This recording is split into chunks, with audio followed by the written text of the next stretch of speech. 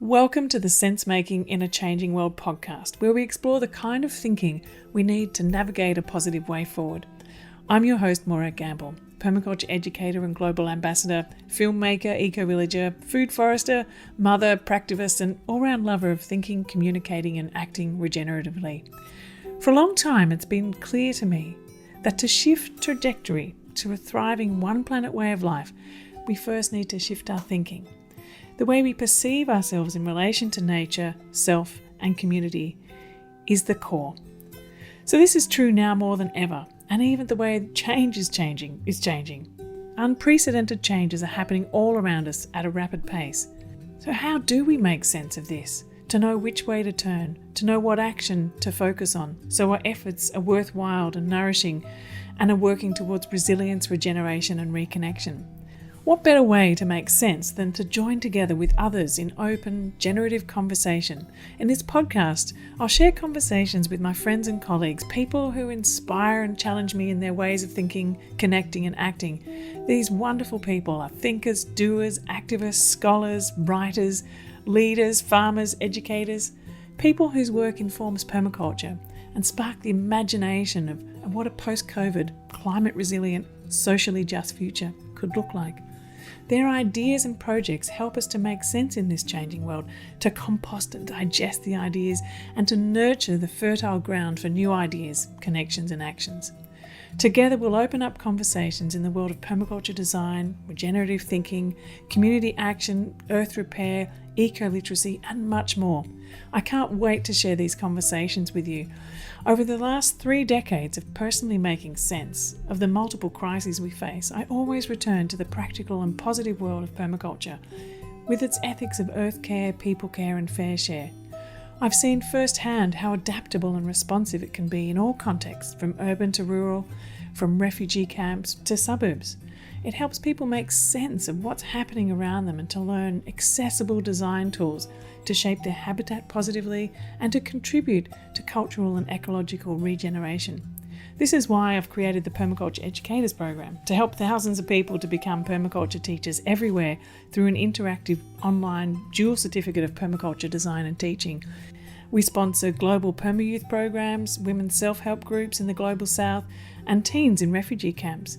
So anyway, this podcast is sponsored by the Permaculture Education Institute and our Permaculture Educators program. If you'd like to find more about permaculture, I've created a 4-part permaculture video series to explain what permaculture is and also how you can make it your livelihood as well as your way of life. We'd love to invite you to join our wonderfully inspiring, friendly and supportive global learning community. So I welcome you to share each of these conversations, and I'd also like to suggest you create a local conversation circle to explore the ideas shared in each show and discuss together how this makes sense in your local community and environment. I'd like to acknowledge the traditional custodians of the land on which I meet and speak with you today, the Gubbi Gubbi people, and pay my respects to their elders past, present and emerging. So thanks so much for joining me this morning, Amanda. It's absolutely wonderful. And I'd like to introduce Amanda to all of you who are watching this, because Amanda has been a long-time friend of mine, but a most extraordinary woman who has inspired me so much with the work that she does. So I'll just tell you a little bit about her first. So Amanda is the Executive Director of The Next Economy, and she'll be telling us all about that. She was also the founder of the Centre for Social Change. She's a Churchill Fellow. She's an associate of the Sydney Policy Lab and of UQ. She advised Damon Gameau on the 2040 movie and was featured in that too. Her work has taken her to many places around the world and worked with communities in so many different contexts. And that's really part of the core of your work, isn't it? Actually looking at what is change, how change happens, how we can transition to a society and to a way of living that is actually going to be supporting well-being of people on the planet, is essentially what I understand your work to do. But so maybe we could start there really about what is the next economy and what is the kind of work that you do with the next economy? Yeah, we do lots of different things, so it's sometimes a bit hard to, even for me, to get my head around. But basically what we're trying to do is work with governments and business and communities around that question of how do we transition to an economy that works for both people and planet. So I guess we're a bit different to a lot of organisations around at the moment, because there's kind of this acceptance, particularly now since the coronavirus hit, that the economy does need to change. It's not working for a lot of people. And a lot of organisations focus on trying to build that power or build a movement around the need to change, to convince leaders that we need to change. We kind of come in at a different angle around working with people when they kind of realise that they need to change, but they don't know where to go. So we're kind of not focused on trying to convince people we need to change. We're focused on helping people navigate that change no matter where they're at. So where is the opening where people are ready, and then how do we help them access the knowledge, resources, skills, or other people that they need to actually make a step in the right direction. So you've worked a lot in this world of transition. So what do you mean by transition? What are we transitioning from, and where is it that we're actually looking to transition to? I mean, I know that's a very broad and big question, but I think it's a key thing at the moment, isn't it? That, you know, change is happening and transition is happening in and around us. And how do we shape that type of transition that we really would like to see in the world? So in your mind, the kind of work that you're doing, what is transition, and how can you, I don't know, how can you support people to transition in the ways that they would like to see that happen? I guess, yeah. I mean, I use transition as a shorthand because actually we're always in transition. Like, there's never a state where we're standing still. We're always moving. Things are always changing, and it's not linear either. I think often we think we're transitioning from, often we'll talk about transitioning from the need from an economy that's based on extraction of value from people or the planet or the land or the water resources for profit, to something that's about investing or regenerating land, water and people and communities. But change doesn't actually happen that way. There's kind of openings where there's a crack that appears, and whether or not that crack just gets papered over and we try and keep going with the status quo, or whether that crack appears and something grows through that crack is kind of that question. So I don't think, I guess I use the word transition, but really it's about how do we find our way through change. So probably the analogy that we're using at the Next Economy is the difference between, say, navigating using a map versus wayfinding, which is sort of the ancient art of either navigating by the stars, or that seafarers used to use, or Indigenous people still use today, where you kind of look for signs in nature, or signs to actually will say, go this way, not knowing necessarily where the end destination is, but having an idea of where you want to end up. So being guided by those principles around that we need to move to a system that is regenerating the planet and people, that is more just, that means that, and equitable, that people have access to what they need, not just to survive, but to thrive in the world. So what does that look like? We need to act on climate change. So how do we reduce and absorb emissions? So these are the kinds of principles and things that we want to see in the economy that we're trying to build, accepting that it's never going to be this direct linear path to get there. So it's meeting people where they're at and then going, okay, if we want to head to this direction, what's the obvious next step based on where you're at? Because it's going to look very different for a minister of a government department to a local community group. They're very different. The work looks different, but actually the support around them and helping them take that step is very similar. So just as you were speaking there, and the type of change, or the way in which you're working with communities is completely different. It's old and it's new at the same time. So where did the inspiration for you come from? I mean, obviously you've worked in this for decades and worked with all different sorts of communities from all different kinds of backgrounds. Where do you feel like sort of kind of the roots of this way that you're working with is coming from? Yeah, probably so many places, but I think from a really personal level, I actually went to a one-teacher school. So I grew up in the bush. And at a one-teacher school, you don't have access to a teacher who's like stepping you through things all the time. So often we were given kind of a lesson plan or a sort of a workbook to work through.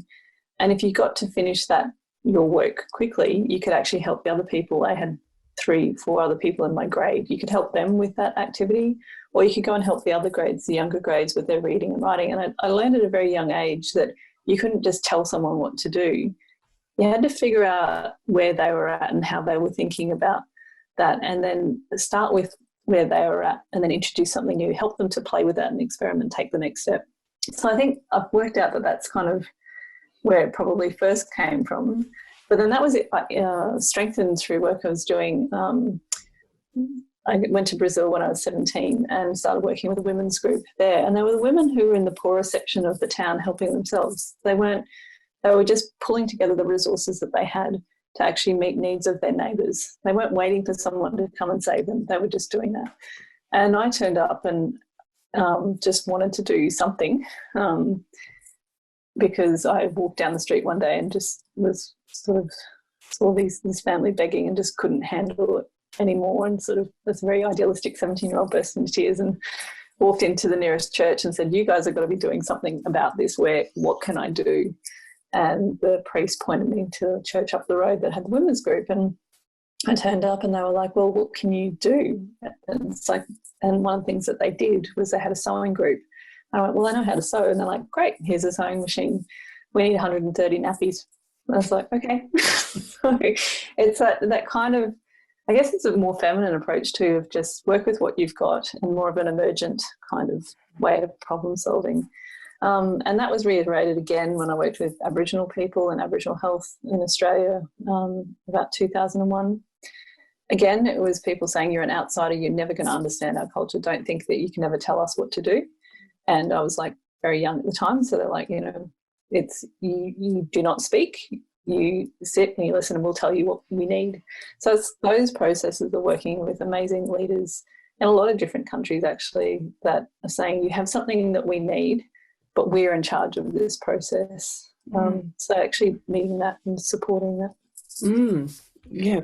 And similarly, sort of the experiences I've had too, and that kind of process of listening first, I think is such an important part. But I know too that emerging from that grounding and that understanding, you have been exploring a lot of the ideas around change and around leadership. And so what is the kind of leadership that we need now? So there's one of actually being being present and listening, and that's sort of part of engaging. But what type of leadership do we need in our world today, considering what's going on, considering that the kind of leadership that we're seeing in many parts of the world is actually not taking us in the direction that we need to go in, and yet we are seeing other types of leadership that is really starting to work well. What is a leader within this frame? What is a good, and is leader the right word as well? I'm just wondering. I think there's definitely a need for leadership. I think it's been a long journey for me, and I think we've talked about this before. I started out as a facilitator, so my role was to hold a space for people to figure out what they wanted. It wasn't to sort of set the agenda and then get people to act in a certain way to get to a certain outcome, although, there's a bit of a grey area with facilitation too, because you are there for a purpose. But I've seen over time that even when people are willing, and you see this all the time with community groups on the ground, people can see that there's a problem, they want to start taking action, but not everyone has the big picture vision that's needed, or the ability to bring lots of people along and coordinate that action, to keep an eye on the end goal, the confidence, and a presence that actually inspires people to trust.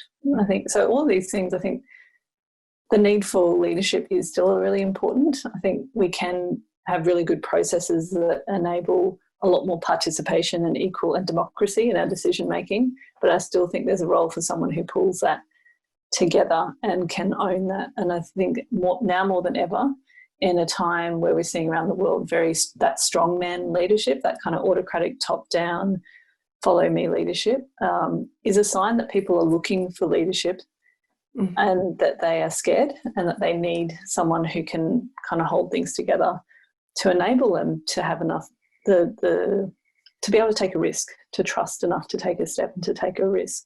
So that sort of leadership is more important than ever. But we don't have to throw the baby out with the bathwater. Like, I don't think, and it's really interesting seeing how COVID's playing out, where you've got those leaders who are very top down and very strong.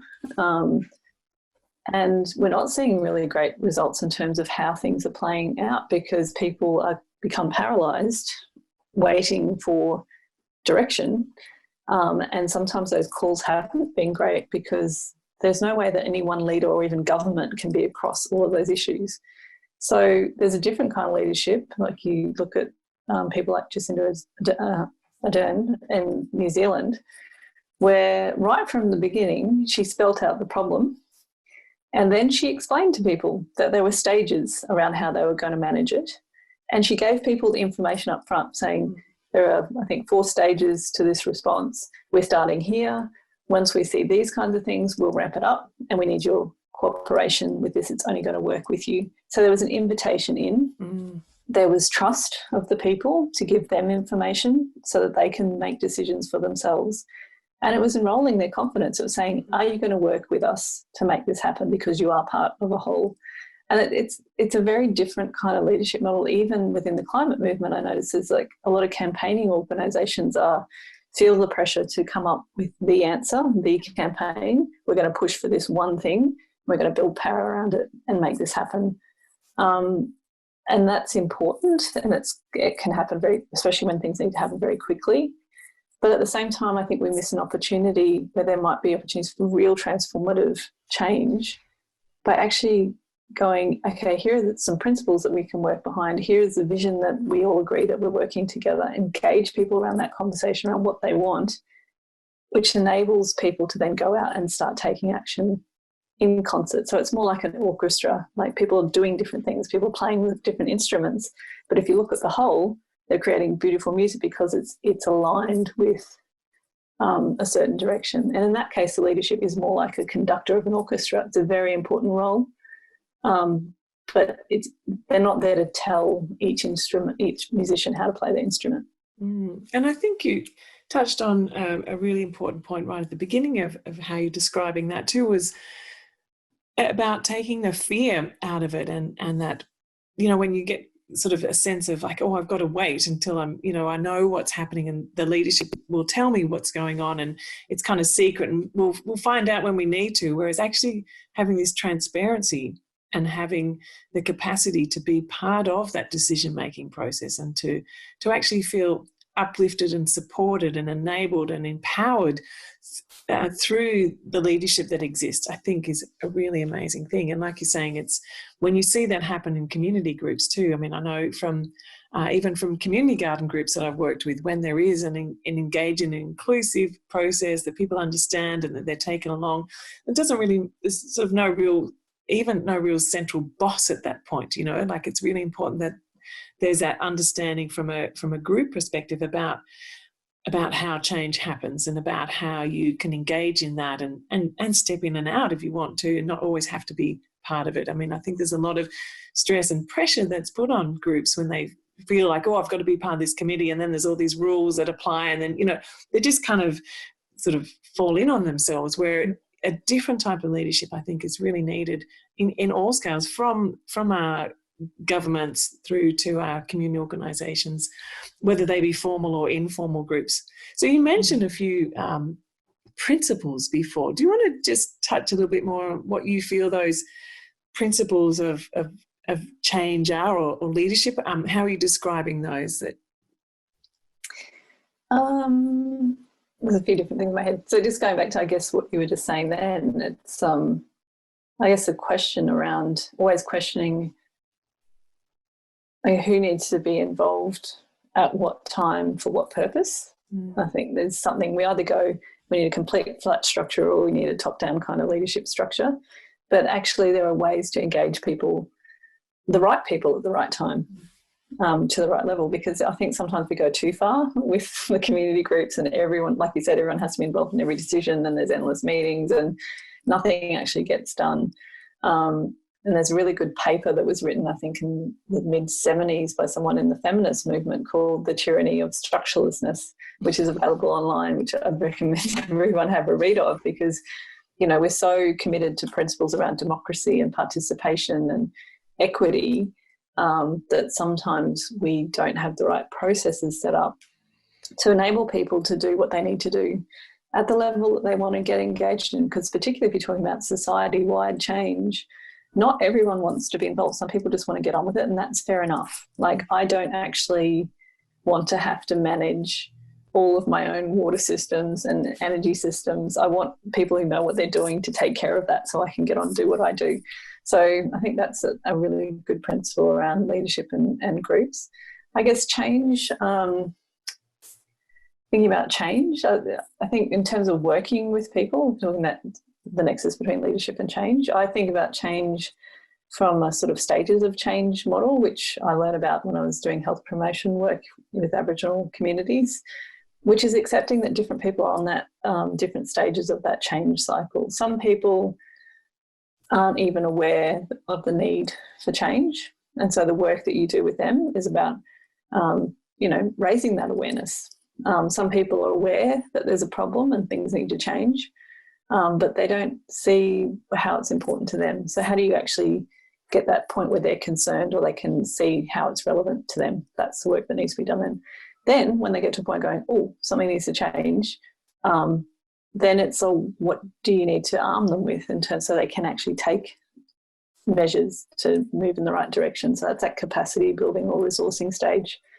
Then people can go through that and then go, actually, I'm ready to not just take action, but to lead other people or bring community together. That's a different kind of support that you need to provide people like that. So, and then people move around that cycle of change and come in at different parts or move backwards. So I think that that's what we're trying to do, is meet people where they're at on that cycle and then give them the resources they need or the knowledge they need or networks that they need to actually keep moving along that cycle. So what does that look like and how do people work with you? So you get invited to come and work with a community, and what do you do? How does that actually work? I guess we could probably divide up the work into 4 areas. So one, the actual, what most people know about what we do is we go and work in regional areas. So far, we've been going since the beginning of 2018 with the Next Economy. So most of that work has been focused on how the energy transition and how reducing and absorbing emissions across all sectors of the economy can create jobs and opportunities in regional areas.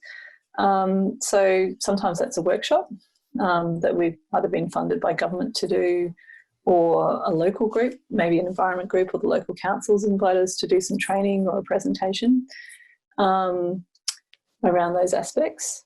So, and sometimes that's supporting projects on the ground. So Byron Bay, for example, declared it was going to zero emissions within 10 years. So we supported them on that process, project management side of that. So there's work on the ground. We do a lot of sort of more what we're calling education inspiration. So actually doing work to try and highlight that we've got so many different economic possibilities and options to build a different kind of economy. So that's more that public facing presentations, media, webinars, things like that. Increasingly, we're doing a lot of work with decision makers within often state government or the union movement or even industry like energy companies who are trying to get their head around what their options are. So we've done some policy design work or just helping with strategy, like actual direct advice around what the next steps are. And we're developing a report for the Queensland government right now around economic stimulus ideas. And then finally, it's sort of a new area, but we've worked out that there's actually lots of amazing people out there who are working on that edge of economic transformation, whether they're in the food movement or housing, or they're often small organisations, often isolated, very under-resourced, but doing amazing work. So we're trying to figure out how do we actually provide a coordination or support role to the leaders who are already there trying to do systems change work to amplify their efforts. And we're looking at some programs like for what that leadership program looks like next year. An amazing amount of work. Does it make sense? Gosh, yeah. and at all levels too. And it's quite, it's such an the change that's happening in the world is changing. Things are changing so fast, and I'm wondering, like you had been focused before on it was the energy transition. I know you still are, and particularly looking at the work and how it influences our response to climate change, and all of that's embedded within there, and women's empowerment and all these, health and wellbeing, all these different themes are kind of embedded within what you are calling this sort of this economic transition. And maybe you could just speak a little bit to, there was sort of two questions starting to emerge here. One was about why is it that you've picked, this may seem really obvious to you, but I'd love for you to just kind of articulate it. It's like, why have you picked the economy as the thing that you talk about that represents all of the rest of this? And then how is your response changed, or has it not, with what's happening now with the coronavirus? Is that changed the way that you're working and the way that you see that your work emerging from now on? So sorry, two big questions bundled up there. Yeah, great questions. So the economy, well, the way I think about the economy, it's just the systems and processes we use to produce things, exchange them, consume them, organise work, and also what we do with any surplus or profit that comes out of that. So we're trying to, so to me, it's how we live. It's how we do all those things that actually support our living. And I'm not just talking about the cash-based capitalist society. If we took all of the volunteers, unpaid volunteers, formal volunteer programs out of our economy, it would collapse. Like our hospitals, our schools, everything relies on that. Households, we're seeing the amount of unpaid labour and caring work that's important. So it's actually, to me, having really creative conversations about, well, how do we do things? How do we get what we need to live is the basis of everything. But we can do it so many different ways. We have so many different options. We can be so much more creative about that. In terms of how things have changed with the current moment, I guess I've been doing this work for a long time, and even at the Centre for Social Change, we're talking about economic change. And even with the energy transition, we couldn't get cut through. Like people were like, oh, that's interesting, but people aren't ready to talk about it. When I first started talking about the energy transition work in 2014, literally had government leaders saying, oh, people aren't ready to talk about that yet. Maybe in 5 years. Yeah, we know we need to transition, but, later. And I think, and even in the public, people were really interesting, but they couldn't see the how we were going to take action on it. So, for example, there's been discussions about things like the universal basic income or job guarantees or cooperatives, but it wasn't landing in Australia because I think a lot of people were too comfortable, and there wasn't really that need or that urge or the push to actually make radical change, or change that seemed a bit risky. Now I think everything's up for grabs, and a lot of the assumptions we had about the economy have been shattered. So even the role that government is playing right now is completely different to what they were saying 6 months ago. Like it was like governments shouldn't be involved in the economy, and now they're dictating everything that's going to happen. So I guess for us, it's meant I had to be very, in talking about the economy, and why we focused so much on the energy transition was because people were sort of saying, well, what should we do about the energy transition? There was sort of, we had to be pragmatic and meet what people were needing and what they were asking for. And even in coal mining communities were asking us to come and talk about the shift to renewable energy. So I met that need there. But I think now there's an opening to actually have much bolder, more radical conversations about how the whole system needs to change, rather than just whether we get electricity from this source to that source. We can actually be more direct about saying we need to think about how we do that. Like Are we just backing in big private companies and doing business as usual? Should we take public control over all of our utilities to make sure everyone has access as a public right or a service or a human right? Or should we be going to small-scale cooperative community-owned systems that have a whole economic democracy element to it? Or is it a combination of all of those? We can actually be much more ambitious now about saying, look, we've got an opportunity here to shape the economy in a completely and shift the direction in a different way. I think, that the opportunity that's presented right now to put things on the table, they've been around the periphery for a long time. Decades these ideas have been around and they've been experimented with, trialled around the world. I've experienced communities that are doing amazing things, but it's always been seen as something that's fringe. And I really feel like now is a possibility to bring those, like you said, into part of that mix and to inform something that might happen. And I'm really curious because you talk to people in all different levels of government all the time now. Do you feel like there's an openness to this? I mean, you're saying that this is what you're wanting to put forward, but, have you bounced these ideas off them yet and seeing how they respond?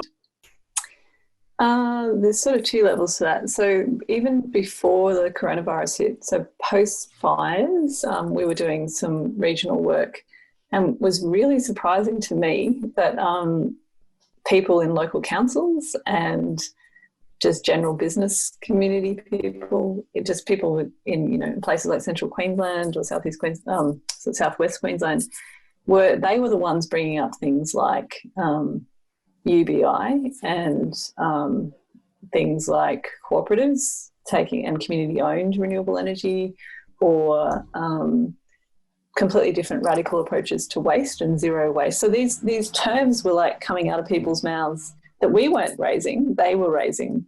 So I think there was an appetite, and it was all around resilience and the feeling that people have been left, especially in regional areas, of doing it tough on a number of fronts, and they didn't have that resilience on the basics that they needed.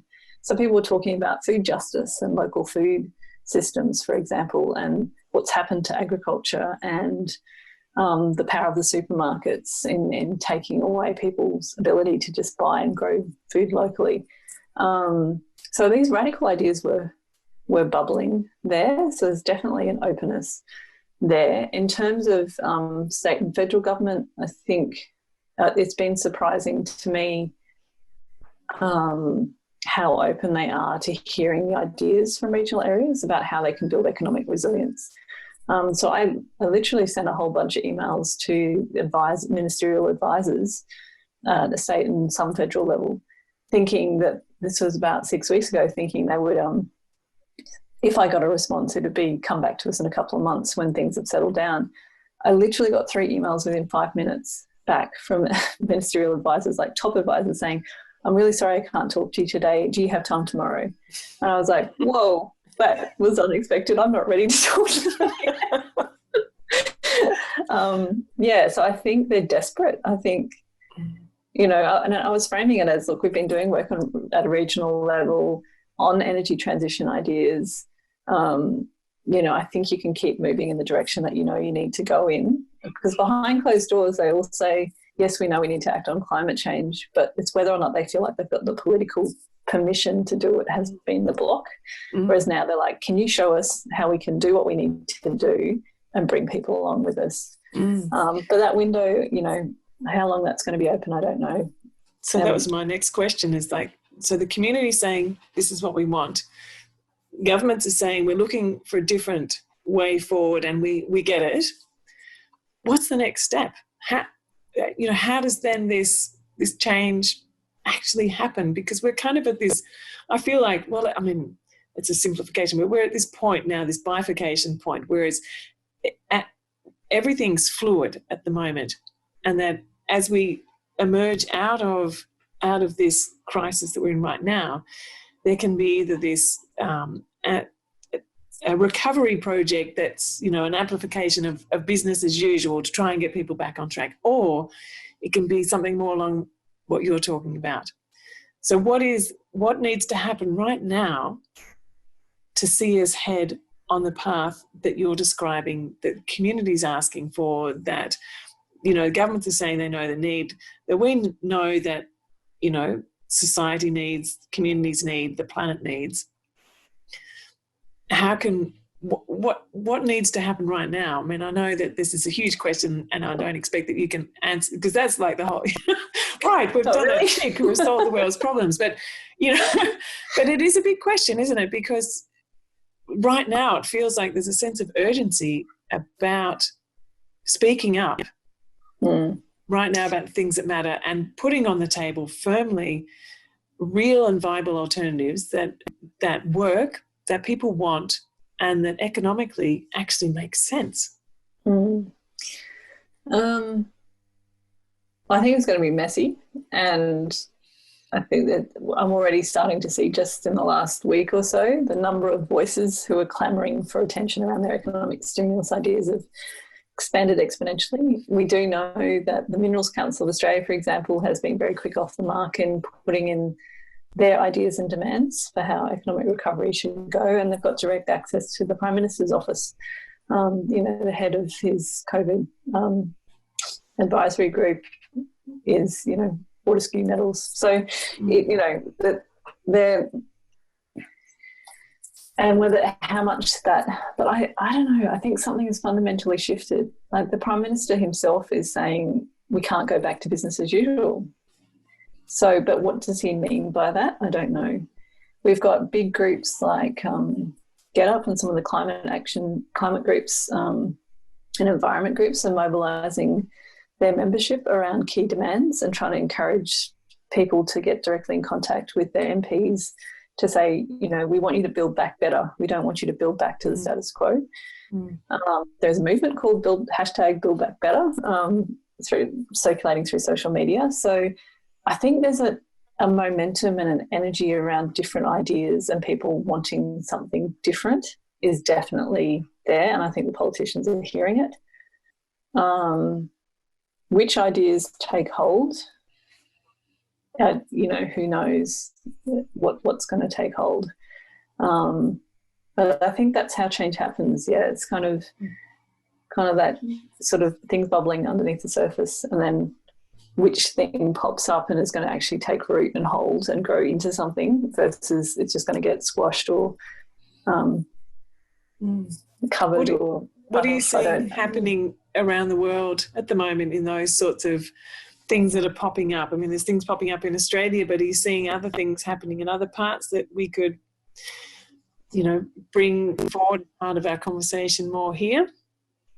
To tell you the truth, I haven't been looking that much. We're planning to do a webinar series through the Next Economy, looking at how different countries are responding to the economic stimulus, but interviewing people who are working very much on economic transformation and have been for decades, to get their commentary on what the opportunities are to do things differently and what's popping up in terms of different economic movements.